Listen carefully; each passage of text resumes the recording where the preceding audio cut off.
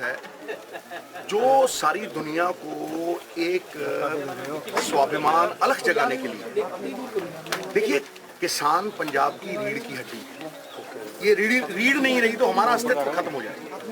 इनके समर्थन में आना यही कहना है कि आप जायज हो, आप सही हो और अन्नदाता जो है उसको सम्मान जो उसका बनता है वो मिलना चाहिए। कैमरे से देखिए, सामने देखिए। ये 2% पंजाब के लोग, करीब 60% पंजाब का पेट भरते हैं, तो इनका नाम अन्नदाता तो होना चाहिए। फिर सबसे बड़ी बात यह है कि आज जहां मैं आया हूं वहां ऑर्गेनिक फार्मिंग हो रही है। देखिए हमने दवाइयां डाल के इतनी बीमारियों को पनपने का मौका दिया है।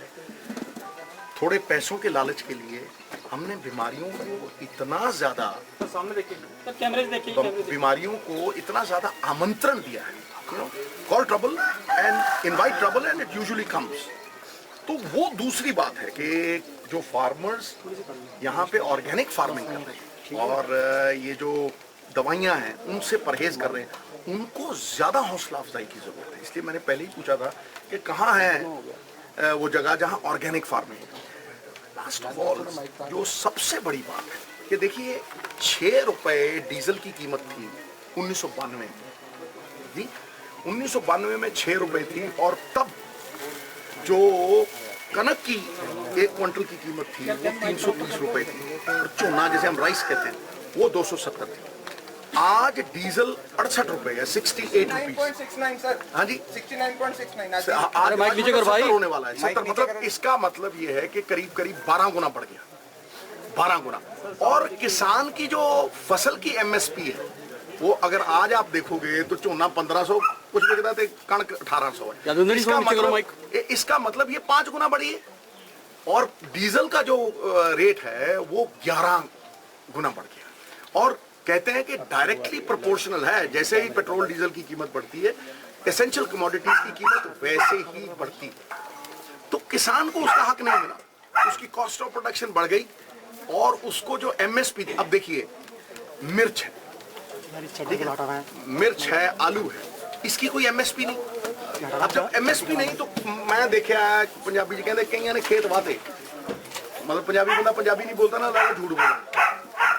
मिर्चा वाला खेत वाता लोग, तुड़ाई महंगी पैंदी है, तुड़ाई महंगी पैंदी है, टमाटर लोकां ने सिट देते। वी हैव टॉक्ड इनफ, वक्त आ गया है कि कोई सिंसियर एफर्ट करे। आप सरदार मनमोहन सिंह को ले लीजिए, कैप्टन अमरिंदर सिंह साहब को ले लीजिए, आप भावना को देखिए। भावना है कि भाई इनकी मदद करनी। अच्छा, अगली पॉलिसी भी है जो बनने वाली है, उसके ऊपर भी बहुत सारा हम वो करेंगे। लेकिन आज फिलहाल जो किसान की पीड़ा है उसे बांटने की जरूरत है। किसान कहता है कि भाई सानू ना दुध की कीमत मिले, ना मिर्च की कीमत मिले, ना आलू की कीमत मिले। हम सब्जियां, और ये पेरिशेबल कमोडिटी है, इन्हें स्टोर करने की कोई जगह नहीं है। देखो 2 रुपए का आलू है और 20 रुपए का जो वो मॉल में बिकता है। तो आप मुझे ये बताओ कि खाता तो मिडिल मैन है ना, तो फिर मिडिल मैन क्यों यार? इन लोगों को बेचने की ताकत होनी चाहिए। मैं तो वर्ल्ड मार्केट की बात करता हूँ। तो ये एमएसपी फिक्स होने चाहिए हर चीज की, चाहे वो मिर्च हो चाहे कोई और चीज हो, और फिर किसान को उसका प्रोत्साहन मिलना चाहिए। मोदी सरकार ने ये कहा था कि स्वामीनाथन रिपोर्ट पूरी तरह से इंप्लीमेंट करेंगे। फिर उन्होंने कहा था कि किसान की जो इनकम है उसको डबल कर देंगे। अब ये बातों से तो नहीं होगा गुरु, ये तो ये नहीं कि क्रिटिसाइज करने के लिए। हमारे अंदर है, पनप रही है। कैप्टन साहब लगातार बात भी करते हैं, चाहे कुछ भी हो, लेकिन उनकी भावना में कर्जा माफी जो है सबसे अहम चीज, वो हो भी रहा है। ये मोदी साहब ने ये कहा था कि इनकी इनकम डबल करेंगे, नहीं हुआ है। ये भी जुमलेबाजी नहीं, तुम मेरे मुंह में शब्द मत डालो, मैं जवाब दूंगा। राइट। दूसरी बात, उन्होंने ये कहा था कि स्वामीनाथन रिपोर्ट जो है उसको हम इंप्लीमेंट करेंगे। ना तो वो इंप्लीमेंट हुई है ना ये इंप्लीमेंट हुआ, और किसान की जो मजबूरियां हैं वो बढ़ती जा रही, खुदकुशियां बढ़ती जा रही। In spite of the fact कि वी आर ट्राइंग, बहुत ज्यादा प्रयास चल रहा है, लेकिन फिर भी क्योंकि ओवरनाइट सोल्यूशन नहीं है, लेकिन कहीं ना कहीं से शुरुआत होनी चाहिए। देखिए हमने अपनी तरफ से शुरुआत की, मैंने अपनी तरफ से ये शुरुआत की है कि किसान जो कहता है उसे मानिए। प्यासा कुएं की तरफ नहीं, कुआं प्यासे की तरफ जाना चाहिए और सरकार को किसान की तरफ आना चाहिए। ये इसका एक सिंबॉलिक वो है। देखिए, मेरे एक दिन से सब्जी लेने से कुछ नहीं, इतना ऐसा नहीं कि जलजला आ जाएगा, लेकिन एक संकेत है, एक सिग्नल है और एक पॉलिटिशियन का ये दायित्व है, उसका फर्ज है कि वो सही संकेत दे, सही सिग्नल दे, एक मैसेज जाना चाहिए और वो मैसेज सबके द्वारा जाना चाहिए। सिर्फ 10 दिन इनको कुछ मिलेगा नहीं। किसानों के हक में आप उतरे हो सिंबॉलिक तौर पे, तो किसानों को ये भी अपील करेंगे कि आज उन्होंने सब्जियां रोड पे फेंकी है, दूध रोड पे फेंका, वही किसी गरीब के काम आ जाता है, गुरुद्वारे के मंदिर में बिल्कुल आ जाता है। जितना हम देखिए, मेरे जैसे बहुत से लोग हैं यार जो उनके दुख में शरीक होना चाहते हैं और उनका दुख बंटाना भी चाहते हैं। Few burdens are heavy when everyone lifts. मुझे समस्त उन्नति का आधार है आत्मनिर्भरता। हमें जब तक हम किसान को आत्मनिर्भर नहीं करेंगे, हम इस सूबे को नहीं संवार सकते दोस्त। और इसके लिए चाहे एक डिटेल्ड प्लान है, एग्रो बेस्ड इंडस्ट्री है कि जहाँ पे आलू हो भाई वहाँ चिप्स की एक फैक्ट्री हो, जहाँ पे कपाह उगती है पंजाब में वहाँ स्पिनिंग मिल्स हो। अमेरिका में 3 महीने में लग जाती है स्पिनिंग मिल, और शुगर मिल्स भी हैं, लेकिन उतनी डिमांड नहीं है। लेकिन फिर भी एक प्रयास चाहिए, एक नीयत साफ चाहिए। तो ये कहना बड़ा जरूरी है आज कि सेंटर की सरकार की नीयत साफ चाहिए। जब पेट्रोल डीजल भी है, जब जीएसटी है, जीएसटी में 1 नेशन 1 टैक्स है, एक नेशन एक टैक्स है, तो फिर भाई पेट्रोल और डीजल ये जीएसटी से बाहर क्यों है? अगर जीएसटी में होता तो अगर 28% है तो 56 रुपए, और एसेंशियल कमोडिटी 18% से ऊपर नहीं हो सकता जीएसटी में। 18% अगर है तो वो 50 रुपए होगा। पाकिस्तान में भी 50 रुपए, हिंदुस्तान में 37 रुपए पेट्रोल की कीमत है वर्ल्ड की, और 42 रुपए टैक्स है। भाई आप इतना तो कर सकते हो कि किसान को वो माफ करो। नहीं, पर स्टेट क्यों नहीं घटा दिया? मैं कहना स्टेट ਇਹ ਕਹਿੰਦੀ ਹੈ ਕਿ ਕੋਈ ਪਹਿਲ ਕਰੇ। ਅਸੀਂ ਤੇ ਪਹਿਲਾਂ ਹੀ ਸਮਰਥਨ ਬੜਾ ਮੰਗ ਰਹੇ ਹਾਂ। ਸਾਡਾ ਫਾਈਨੈਂਸ਼ੀਅਲ ਪੋਜੀਸ਼ਨ ਦੇਖੋ, ਸਾਨੂੰ ਸਮਰਥਨ ਦਿਓ।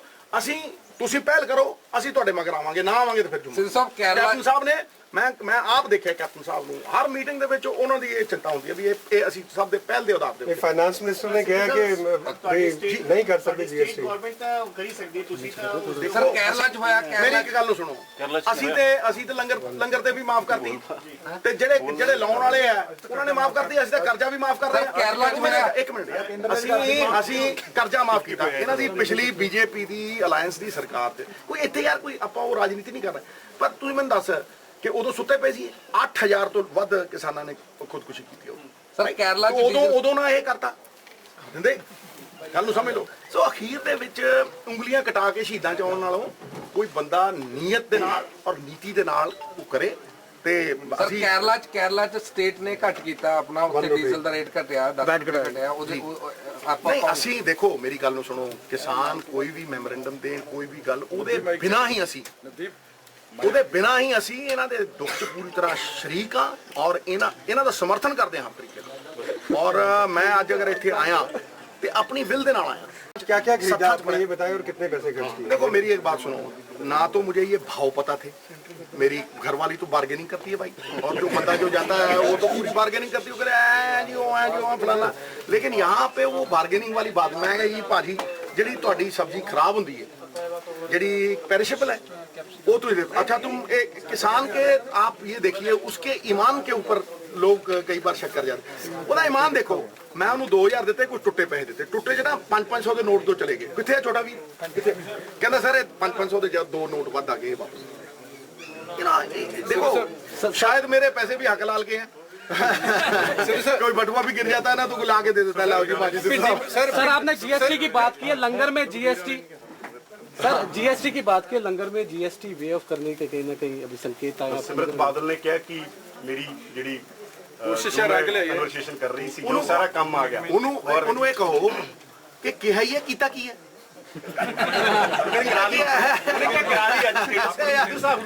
ਮੇਰੀ ਗੱਲ ਨੂੰ ਸਟੇਟਸ ਪਾਇਆ, ਉਹਨੇ ਕਿਹਾ ਕਰਵਾ ਲਈ, ਕਰਵਾ ਲਈ। ਉਹਨੂੰ ਕਹੇ ਜਿਨ੍ਹਾਂ ਨੇ ਅਸਤੀਫਾ ਦੇਣਾ ਹੁੰਦਾ ਨਾ ਉਹ ਬਿਨਾਂ ਦੱਸੇ ਦਿੰਦੇ ਆ। ਸਿੱਧੂ ਨੇ ਦਿੱਤਾ ਸੀ 6 ਸਾਲ ਦੀ ਰਾਜ ਸਭਾ ਦਾ ਅਸਤੀਫਾ, ਠਾ ਤੁਸੀਂ ਕਿਹਾ ਸੀ ਸਿੱਧੂ ਨੂੰ ਵੀ ਮੰਤਰੀ ਬਣਾ ਦੇਾਂਗੇ, ਕੁਰੂਕਸ਼ੇਤਰ ਅੰਮ੍ਰਿਤਸਰ ਛੱਡ ਦੇ, ਹੈ ਅੰਮ੍ਰਿਤਸਰ ਛੱਡ ਦੇ, ਤੇ ਨਵਜੋਤ ਸਿੰਘ ਤੂੰ ਅੰਮ੍ਰਿਤਸਰ ਛੱਡ ਦੇ, ਤੂੰ ਮੰਤਰੀ ਹੈ, ਤੂੰ ਕੱਲਾ ਸਿੱਖ ਦਾ ਫੇਸ। ਮੈਂ ਕਿਹਾ ਮੈਂ ਮਰਦਾ ਮਰ ਜੂ, ਗੁਰੂ ਘਰ ਨਹੀਂ ਛੱਡਦਾ। ਨਹੀਂ ਛੱਡਿਆ, ਨਾ ਲੜਿਆ। ਇੱਥੇ ਤਾਂ ਕਿਸੇ ਨੂੰ ਮਾੜੀ ਜੀ ਸੀਟ ਤੇ ਅਗਲਾ ਲੁੱਟਦਾ ਜਾਂਦਾ। ਇਹ ਬਾਦਲ ਪਰਿਵਾਰ ਜੇ ਕਿਤੇ ਸਰਪੰਚੀ ਛੱਡ ਦੇ ਤੇ ਮੈਂ ਮੰਨ ਤੂੰ ਸਾਰਾ ਕੁਝ ਲੈ ਜਾ। ਸਰਪੰਚੀ ਨਹੀਂ ਛੱਡਦੇ, ਸਿੱਧੂ ਸਾਹਿਬ ਸਰਪੰਚੀ ਨਹੀਂ ਛੱਡਣੀ ਉਹਨਾਂ ਨੇ। ਬਾਕੀ ਇਹ ਪਤਾ ਕੀ ਕਰਦੀ ਹੈ, ਕਿ ਹੁਣ ਉਂਗਲੀ ਕਟਾ ਕੇ ਸ਼ਹੀਦਾਂ ਚਾਉਣਾ ਚਾਹੁੰਦੀ ਹੈ। ਅੱਛਾ ਗੱਲ ਸੁਣੋ ਮੈਂ ਮੇਰੀ ਉਹ ਲੋਕੋ ਦੇਖੋ ਮੇਰੀ ਉਂਗਲ ਤੇ ਛੱਟ ਵੱਜ ਕੇ ਮੈਂ ਸ਼ਹੀਦ ਹੋ ਗਈ। ਗੱਲ ਸੁਣੋ ਸਿੱਧੂ ਸਾਹਿਬ ਆਪਣੀ ਮੰਤਰਾਲੇ 'ਚ ਕੁਝ ਨਹੀਂ ਕੀਤਾ। ਅੱਛਾ ਜੇ ਇਹਨਾਂ ਨੇ ਕੁਝ ਕੀਤਾ ਹੁੰਦਾ, ਬਣਾ ਕੇ ਕੈਪਟਨ ਨੂੰ ਖਵਾਓਗੇ ਅੱਛਾ ਜੇ ਇਹਨਾਂ ਨੇ ਕੀਤਾ ਹੋਇਆ, ਸਰ ਭਿੰਡੀ ਬਣਾ ਕੇ ਕੈਪਟਨ ਮੈਂ ਖਵਾਓਗੇ। ਮੇਰੀ ਗੱਲ ਸੁਣੋ, ਮੈਂ ਪਾਰਟੀ ਭੇਂਡੀ ਵੀ ਤੇ ਉਹਨਾਂ ਨੂੰ ਮਾੜੀ ਮੋਟੀ ਉਹ ਹੈਗੀ ਆ ਡਾਇਬਟੀ, ਮੈਂ ਕਰੇਲੇ ਵੀ ਭੇਜ ਰਿਹਾ ਉਹਨਾਂ ਨੂੰ ਅੱਜ ਬੀ ਵਾਲੇ ਠਾ ਕਰਦੇ। ਮੇਰਾ ਗੁਰਪ੍ਰਕਾਸ਼ ਸਿੰਘ ਹੈ ਜੀ। ਤੇ ਕੀ ਅੱਜ ਉਹਦੇ ਸਰ ਇੱਥੇ ਅਸੀਂ ਮਤਲਬ ਫਾਰਮਰਸ ਨੇ ਡਾਇਰੈਕਟ ਸੈਲਿੰਗ ਦਾ ਰੱਖਿਆ ਸੀਗਾ। ਅਸੀਂ ਵੈਸੇ ਅਸੀਂ ਰੱਖਿਆ ਸੀਗਾ। ਅਸੀਂ ਵੈਸੇ ਵੀ ਆਪਣੀ ਜਿਹੜੀ ਡਾਇਰੈਕਟ ਸੈਲਿੰਗ ਹੀ ਕਰਦੇ ਹਾਂ। ਲੇਕ ਦੇ ਉੱਤੇ ਸਾਡੀ ਮਾਰਕੀਟ ਲੱਗਦੀ ਹੈ ਐਵਰੀ ਸੈਟਰਡੇ। ਅਸੀਂ 4 ਤੋਂ 7 ਲਗਾਉਂਦੇ ਹੈਗੇ ਹਾਂ ਤੇ ਉੱਥੇ ਅਸੀਂ ਆਪਣੇ ਜਿਹੜੇ ਕਸਟਮਰਸ ਹੈਗੇ ਉਹਨਾਂ ਨੂੰ ਡਾਇਰੈਕਟ ਸਮਾਨ ਵੇਚਦੇ ਹੈਗੇ ਹਾਂ। ਮਤਲਬ ਸਾਡੀ ਕੋਸ਼ਿਸ਼ ਹੈਗੀ ਹੈ ਕਿ ਅਸੀਂ ਆਪਣੇ ਸਾਡੇ ਜਿਹੜੇ ਕਸਟਮਰ ਸਾਨੂੰ ਪੂਰਾ ਪੈਸਾ ਦਿੰਦੇ ਹਾਂ। ਮਤਲਬ ਅਸੀਂ ਕੋਈ ਵਿਚੋਲੀਆ ਨਹੀਂ ਰੱਖਿਆ ਹੈਗਾ। ਤੁਸੀਂ ਯਾਨੀ ਕਿ ਡਾਇਰੈਕਟ ਮਾਰਕੀਟਿੰਗ ਹਾਂਜੀ ਆਰਗੈਨਿਕ ਡਾਇਰੈਕਟ ਮਾਰਕੀਟਿੰਗ ਕਰ ਰਹੇ ਹੋ ਡਾਇਰੈਕਟ ਮਾਰਕੀਟਿੰਗ ਕਰਦੇ ਹਾਂ। ਤੇ ਅੱਜ ਕੀ ਹੋ ਰਿਹਾ? ਅੱਜ ਸਰ ਇੱਥੇ ਮਤਲਬ ਵੀ ਆਪਣਾ ਸਿੱਧੂ ਸਾਹਿਬ ਆਏ ਨੇ, ਉਹਨਾਂ ਨੇ ਸਾਡੇ ਕੋਲ ਡਾਇਰੈਕਟ ਪਰਚੇਸ ਕੀਤੀ ਹੈਗੀ ਹੈ ਇੱਥੇ। ਕੀ ਸਮਾਨ ਖਰੀਦਿਆ? ਉਹਨਾਂ ਨੇ ਸਾਡੇ ਫਾਰਮਰ ਕੋਲ ਸੀਗਾ ਜਿਵੇਂ ਜੀ ਟਮਾਟਰ ਸੀਗੇ, ਸ਼ਿਮਲਾ ਮਿਰਚ, ਭਿੰਡੀ, ਘੀਆ ਤੇ ਚੀਕੂ ਸੀਗੇ, ਸਾਡੇ ਲਸਣ ਸੀਗਾ ਜੀ ਤੇ ਪਲੱਸ ਬਰਾਊਨ ਰਾਈਸ ਸੀ। ਅੱਛਾ, ਜੇ ਇਹੀ ਚੀਜ਼ ਉਹਨਾਂ ਨੇ ਲੇਕ ਤੋਂ ਖਰੀਦਣੀ ਹੁੰਦੀ ਉੱਥੇ ਵੀ ਖਰੀਦ ਸਕਦੇ ਸੀ? ਬਿਲਕੁਲ ਜੀ, ਉਹ ਕੱਲ ਆ ਰਹੇ ਨੇ ਸਾਡੇ ਕੋਲ। ਉੱਥੇ ਸਾਨੂੰ ਮਾਣ ਬਖਸ਼ਿਆ ਉਹਨਾਂ ਨੇ, ਸਾਨੂੰ ਹੋਰ ਹੰਗਾਰਾ। ਅਸੀਂ ਚਾਹੁੰਦੇ ਕਿ ਇਸ ਤਰ੍ਹਾਂ ਦੀਆਂ ਮਾਰਕੀਟ ਸਾਰੇ ਫਾਰਮਰਸ ਲਾਉਣ। ਜਿਹੜਾ ਹੁਣ ਕਿਸਾਨ ਪ੍ਰੋਟੈਸਟ ਕਰ ਰਹੇ ਆ, ਹਾਂਜੀ ਉਹਨੂੰ ਵੀ ਲੱਗਦਾ ਜਾਇਜ਼? ਸਰ ਉਹ ਜਾਇਜ਼ ਹੈਗਾ, ਬਟ ਲੇਕਿਨ ਉਹਨਾਂ ਨੂੰ ਮੇਰੇ ਹਿਸਾਬ ਨਾਲ ਉਹਨਾਂ ਨੂੰ ਸਾਡੇ ਵਾਂਗੂ ਵੀ ਆਪਣੀਆਂ ਮੰਡੀਆਂ ਆਪ ਲਾਣੀਆਂ ਚਾਹੀਦੀਆਂ। ਮਤਲਬ ਕਿਸਾਨ ਨੂੰ ਖੇਤੀ ਦੇ ਨਾਲ ਨਾਲ ਵਪਾਰੀ ਵੀ ਬਣਨਾ ਪਏਗਾ। ਵਪਾਰੀ ਬਣਨਾ ਪਏਗਾ ਜੀ। PIU ਇਹਦੇ ਵਿੱਚ ਬਹੁਤ ਸਾਥ ਦਿੰਦੀ ਹੈ। ਪੰਜਾਬ ਐਗਰੀਕਲਚਰ ਯੂਨੀਵਰਸਿਟੀ ਬਹੁਤ ਸਾਰੀਆਂ ਜਿਹੜੀਆਂ ਹੈਗੀਆਂ ਨੇ ਤੁਹਾਨੂੰ ਸਿਖਲਾਈ ਦੀਆਂ ਦਿੰਦੀਆਂ। ਮੈਂ ਵੀ ਜਿਹੜੇ ਕਾਫੀ ਕੋਰਸਿਸ ਹੈਗੇ ਸਿਖਲਾਈ ਦੇ ਪਰਮੈਟਿਕ ਤੋਂ ਜਿਹੜੀ ਕਿ ਪੰਜਾਬ ਐਗਰੀਕਲਚਰ ਯੂਨੀਵਰਸਿਟੀ 'ਚ ਹੈਗੀ ਆ, ਉੱਥੇ ਜਾ ਕੇ ਕੀਤੇ ਨੇ ਔਰ ਉਹਨਾਂ ਦਾ ਮੈਨੂੰ ਬੜਾ ਫਾਇਦਾ ਵੀ ਹੈਗਾ। ਮੇਰਾ ਨਾਮ ਹਰਸ਼ਰਨ ਸਿੰਘ ਹੈ ਜੀ। ਤੇ ਕਿਹੜੀ ਖੇਤੀ ਕਰਦੇ ਹੋ ਤੁਸੀਂ? ਇੱਥੇ ਮੈਂ ਪਿਛਲੇ 4 ਸਾਲ ਤੋਂ ਜੈਵਿਕ ਖੇਤੀ ਕਰ ਰਿਹਾ ਹਾਂ। ਕਿ ਜੈਵਿਕ ਖੇਤੀ ਅਸੀਂ ਮਤਲਬ ਪੁਰਾਣੇ ਬਜ਼ੁਰਗ ਪਹਿਲਾਂ ਦੇਸੀ ਤਰੀਕੇ ਨਾਲ ਕਰਦੇ ਸੀ, ਬਿਨਾਂ ਜ਼ਹਿਰਾਂ ਤੋਂ, ਬਿਨਾਂ ਪੈਸਟੀਸਾਈਡ ਸਪਰੇਅ ਤੋਂ, ਉਸ ਤਰੀਕੇ ਨਾਲ ਕਰਦੇ ਹਾਂ। ਤੇ ਜਦੋਂ ਤੋਂ ਹੀ ਮੈਂ ਖੇਤੀ ਕਰਨੀ ਸ਼ੁਰੂ ਕੀਤੀ ਆ, ਉਦੋਂ ਤੋਂ ਹੀ ਅਸੀਂ ਆਪਣੀ ਜਿਹੜੀ ਪ੍ਰੋਡਿਊਸ ਆ ਸਾਰੀ ਦੀ ਸਾਰੀ ਚੰਡੀਗੜ੍ਹ ਲੇਕ ਤੇ ਆਰਗੈਨਿਕ ਮੰਡੀ ਅਸੀਂ ਲਾਉਂਦੇ ਹਾਂ। ਜਦੋਂ ਹੀ ਅਸੀਂ ਸ਼ੁਰੂ ਕੀਤੀ ਸੀ ਉਦੋਂ ਤੋਂ ਹੀ ਅਸੀਂ ਆਰਗੈਨਿਕ ਮੰਡੀ 'ਚ ਉੱਥੇ ਲਿਜਾ ਕੇ ਆਪਣਾ ਸੇਲ ਕਰਦੇ ਹਾਂ ਸਾਰਾ ਕੁਝ ਜਿੰਨੀ ਸਾਡੀ ਪ੍ਰੋਡਿਊਸ ਹੁੰਦੀ ਹੈ। ਪਲੱਸ ਹੁਣ ਅਸੀਂ ਇਹਨਾਂ ਨੂੰ ਤਾਂ ਹੀ ਬੁਲਾਇਆ ਸੀ ਸਿੱਧੂ ਸਾਹਿਬ ਨੂੰ ਇੱਥੇ ਵੀ ਆਪਦੀਆਂ ਪ੍ਰੋਬਲਮਾਂ ਅਸੀਂ ਦੱਸ ਸਕੀਏ ਕਿ ਜਿੱਦਾਂ ਸਾਨੂੰ ਪਾਣੀ ਦੀ ਸਮੱਸਿਆ, ਸਾਡੇ ਕੋਲ ਬਿਜਲੀ ਦਾ ਕਨੈਕਸ਼ਨ ਨਹੀਂ ਹੈ, ਸਾਨੂੰ ਹਫ਼ਤੇ 'ਚ 1 ਦਿਨ ਪਾਣੀ ਮਿਲਦਾ ਜਿਹੜਾ ਟਿਊਬਵੈੱਲ ਤੋਂ ਮਿਲਦਾ। ਸਾਡੇ ਨੂੰ ਪਹਿਲ ਦੇ ਆਧਾਰ 'ਤੇ ਜੇ ਅਸੀਂ ਸਮਾਜ ਦਾ ਭਲਾ ਕਰਨਾ ਚਾਹੁੰਦੇ ਹਾਂ, ਵੀ ਸਾਫ਼ ਸੁਥਰੀਆਂ ਸਬਜ਼ੀਆਂ ਖਵਾ ਕੇ ਚਾਹੁੰਦੇ ਹਾਂ, ਤਾਂ ਸਮਾਜ ਦਾ ਵੀ ਫਰਜ਼ ਬਣਦਾ ਵੀ ਸਾਡੀ ਹੈਲਪ ਕਰਨ ਉਹ ਕੋਈ। ਤੇ ਕਿੰਨੀ ਖੇਤ ਦੇ ਏਕੜ ਜ਼ਮੀਨ ਹੈ ਤੁਹਾਡੇ ਕੋਲ? ਮੇਰੇ ਕੋਲ 2.5 ਏਕੜ ਜ਼ਮੀਨ ਹੈ ਜੀ। 2.5 ਏਕੜ ਦੇ ਵਿੱਚ ਤੁਸੀਂ ਕਿੰਨੇ ਪੈਸਾ ਕਮਾ ਲੈਂਦੇ ਹੋ? ਹਜੇ ਮੈਂ ਕੋਈ ਪੈਸਾ ਨਹੀਂ ਕਮਾਉਂਦਾ, ਸਗੋਂ ਮੈਂ ਆਪਦੇ ਪੱਲਿਓਂ ਹੀ 10-15 ਹਜ਼ਾਰ ਰੁਪਏ ਪੱਲਿਓਂ ਹੀ ਕਰ ਸਕਦਾ। ਤੇ ਅਸੀਂ ਸਭ ਨੇ ਕੀ ਪਰਚੇਸ ਕੀਤਾ ਜੀ? ਸਭ ਨੇ ਕੀ ਪਰਚੇਸ ਕੀਤਾ, ਕੀ ਰੇਟ ਤੁਸੀਂ ਮਾਰਕੀਟ ਦੇ ਰੇਟ ਨਾਲੋਂ ਹਟ ਕੇ ਦਿੱਤਾ? ਅਸੀਂ ਉਹਨਾਂ ਨੂੰ ਸਬਜ਼ੀਆਂ ਵੇਚੀਆਂ ਨੇ। ਸਬਜ਼ੀ ਜਿਹੜੀ ਕਿ ਮਾਰਕੀਟ 'ਚ 30 ਰੁਪਏ ਕਿਲੋ ਹੁੰਦੀ ਆ, ਉਹ ਅਸੀਂ ਉਹਨਾਂ ਨੂੰ 70 ਰੁਪਏ ਕਿਲੋ ਦਿੱਤੀ ਹੈ। ਪਲੱਸ ਦੁੱਧ ਜਿਹੜਾ ਦੇਸੀ ਗਾਂ ਦਾ ਦੁੱਧ ਆ ਇਹਦਾ ਮੈਂ 80 ਰੁਪਏ ਕਿਲੋ ਸੇਲ ਕੀਤਾ ਉਹਨਾਂ ਨੂੰ। ਤੇ ਬਾਕੀ ਸਾਰੀਆਂ ਸਬਜ਼ੀਆਂ ਦਾ ਸਾਡਾ ਰੇਟ, ਕਿਉਂਕਿ ਇਹਦੇ 'ਚ ਪ੍ਰੋਡਕਸ਼ਨ ਘੱਟ ਹੁੰਦੀ ਆ ਤੇ ਦੇਖਣ ਨੂੰ ਸਾਡੀਆਂ ਸੋਹਣੀਆਂ ਨਹੀਂ ਲੱਗਦੀਆਂ। ਜਿਹੜਾ ਬੰਦੇ ਨੂੰ ਤਾਂ ਪਛਾਣ ਆ ਉਹ ਤਾਂ ਸਮਝਦਾ ਵੀ ਹਾਂ ਕੀ ਆ, ਮਤਲਬ ਡਬਲ ਰੇਟ ਹੁੰਦਾ ਹੀ ਆ ਮਾਰਕੀਟ ਨਾਲੋਂ। ਜਿਹੜੀਆਂ ਚੀਜ਼ਾਂ ਉਹਦੇ ਤੋਂ ਪਰਚੇਸ ਕੀਤੀਆਂ ਉਹਨਾਂ ਨੂੰ ਚੰਡੀਗੜ੍ਹ ਦੀ ਮਿਲ ਸਕਦੀਆਂ ਜੀ? ਚੰਡੀਗੜ੍ਹ ਵੀ ਲੇਕ ਤੇ ਹਫ਼ਤੇ 'ਚ 1 ਦਿਨ ਤੁਹਾਨੂੰ ਮਿਲ ਸਕਦੀਆਂ ਜੀ। ਸ਼ਨੀਵਾਰ ਨੂੰ ਸ਼ਾਮ ਨੂੰ 4 ਤੋਂ 7 ਵਜੇ ਤੱਕ ਅਸੀਂ ਲੇਕ ਤੇ ਮਾਰਕੀਟ ਲਾਉਂਦੇ ਆ, ਉਹਦੇ 'ਚ ਤੁਹਾਨੂੰ ਮਿਲ ਸਕਦੀ। ਤੇ ਜਿਹੜੇ ਕਿਸਾਨਾਂ ਨੇ ਪ੍ਰੋਟੈਸਟ ਕਰ ਰਹੇ ਆ, ਤੁਹਾਨੂੰ ਕੀ ਲੱਗਦਾ ਉਹਨਾਂ ਦਾ ਜਾਇਜ਼ ਹੈ ਨਹੀਂ? ਕਿਸਾਨਾਂ ਦੇ ਪ੍ਰੋਟੈਸਟ ਤੇ ਅਸੀਂ ਆਪਸ 'ਚ ਵੀ ਸਾਰਿਆਂ ਨੇ ਗੱਲ ਕੀਤੀ ਸੀਗੀ ਇਸੇ ਵਿਸ਼ੇ ਤੇ ਹੀ ਕਿ ਇਹ ਪ੍ਰੋਟੈਸਟ ਜਿਹੜਾ ਹੋ ਰਿਹਾ ਅਸੀਂ ਉਹਨਾਂ ਦੇ ਨਾਲ ਆ ਬਿਲਕੁਲ। ਉਹ ਪ੍ਰੋਟੈਸਟ ਦੇ ਵਿੱਚ ਉਹਨਾਂ ਨੇ ਇੱਕ ਹਿੱਸਾ ਰੱਖਿਆ ਹੋਇਆ ਕਿ ਕਿਸਾਨ ਤੋਂ direct sale to the consumer, ਜਿਹੜਾ ਕਿ ਅਸੀਂ ਪਿਛਲੇ 3.5 ਸਾਲ ਤੋਂ ਕਰ ਰਹੇ ਹਾਂ। ਉਹਨਾਂ ਨੇ ਇਹ ਹਿੱਸਾ ਉਹਦੇ ਵਿੱਚ ਨਹੀਂ ਰੱਖਿਆ ਕਿ ਜਿਹੜੇ ਬੰਦੇ ਇਹ ਕੰਮ ਕਰ ਰਹੇ ਆ, ਅਸੀਂ ਤਾਂ ਉਹਨਾਂ ਕਿਸਾਨਾਂ ਵਾਸਤੇ ਇੱਕ ਮਾਡਲ ਸੈਟਅਪ ਕਰਨ ਦੀ ਕੋਸ਼ਿਸ਼ ਕਰ ਰਹੇ ਹਾਂ ਵੀ ਜਿੱਦਾਂ ਅਸੀਂ ਡਾਇਰੈਕਟ ਸੇਲ ਨਾਲ ਆਪਦੀ ਮੰਡੀ ਲਾ ਕੇ ਡਾਇਰੈਕਟ ਵੇਚਦੇ ਹਾਂ, ਤੁਸੀਂ ਵੀ ਇਦਾਂ ਵੇਚੋ।